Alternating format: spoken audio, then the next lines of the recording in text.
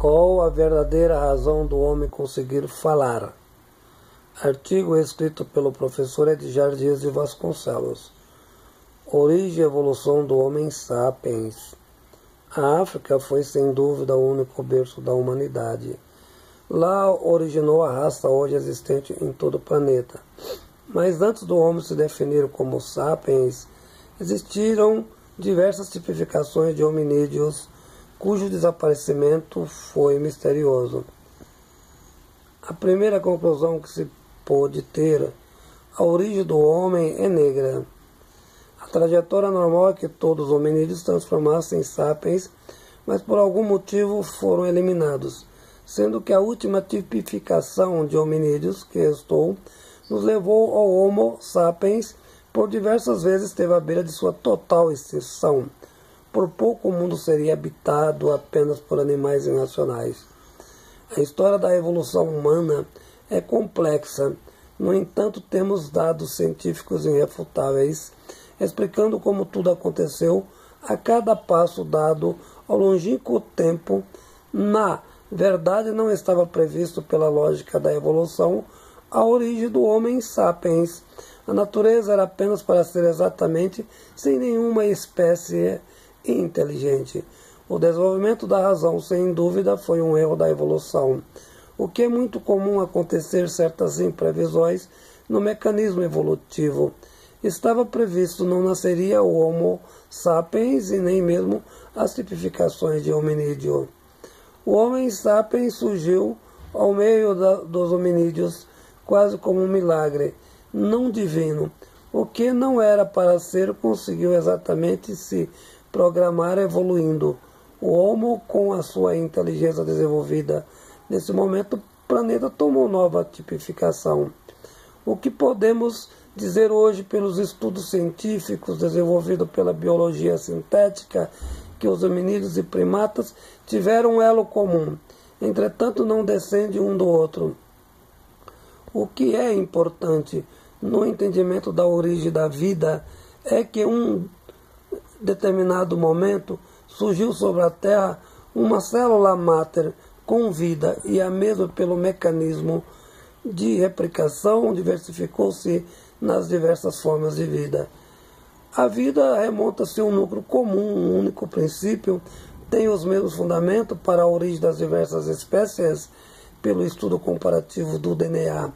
Percebe-se que a respeito da mesma existe um grande parentesco e toda forma de existência contém nela mesma os mesmos elementos químicos contidos na natureza. Diferencia-se apenas nas quantificações de sais, minérios e etc. Obviamente, o que compõe a natureza faz parte do mesmo modo da composição do organismo de qualquer ser vivo, o que significa que tudo está interligado. O mundo na sua natureza perfaz-se pela mesma substância. Somos uma determinação natural. Foi um privilégio o desenvolvimento da linguagem. Todos os seres vivos são submetidos ao processo de evolução, o mesmo mecanismo aplicado à naturalidade das leis da natureza.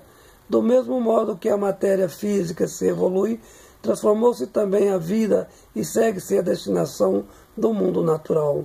O homem foi favorecido pelo desenvolvimento do cérebro, não tendo como negar tal realidade, mas mesmo assim também desenvolvido outras formas de vida. O cérebro de muitos bichos são maiores com capacidade superior de neurônios. E por que então apenas o Homo sapiens se destacou no mundo da racionalidade? A explicação não é simples, porque apenas o homem desenvolveu a capacidade de pensar. Naturalmente que outros são hominídeos, mas eles não estão aqui para serem comparados.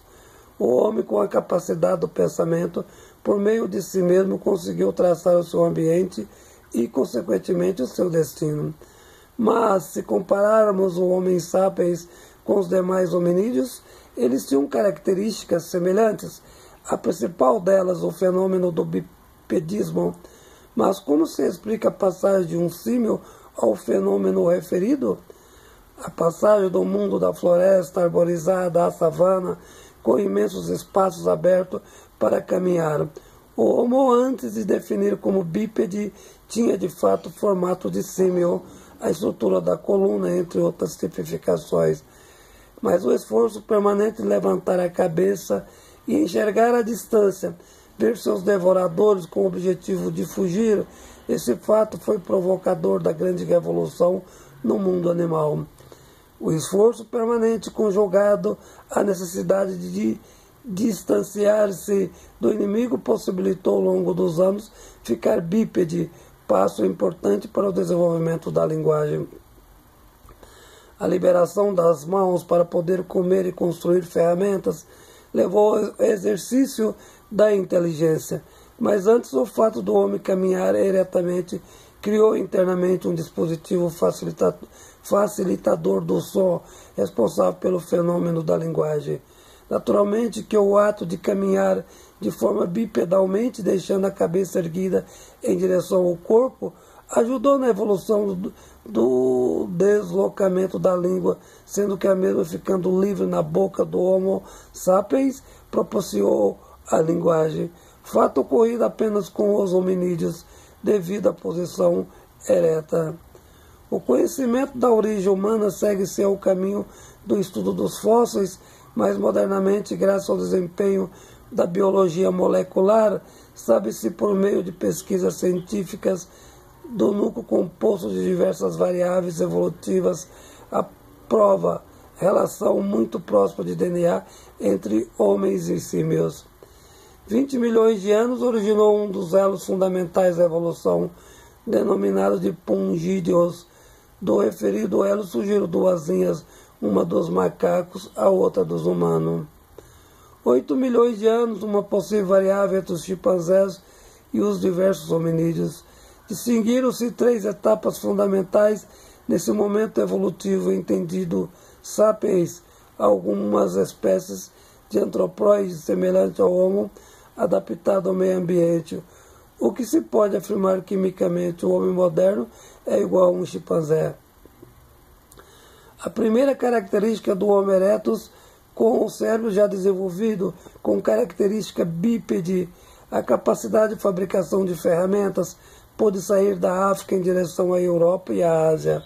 O Homo sapiens, que sucedeu ao Homo erectus, tinha maior capacidade mental, era capaz de dominar o meio em que vivia, o único ancestral dos hominídeos que restou e passou a ser conhecido como Homo sapiens, pois tinha diversas linhagens de hominídeos que desapareceram misteriosamente, restando ao mundo da evolução apenas a espécie sapiens. Artigo escrito pelo professor Edgar Dias de Vasconcelos.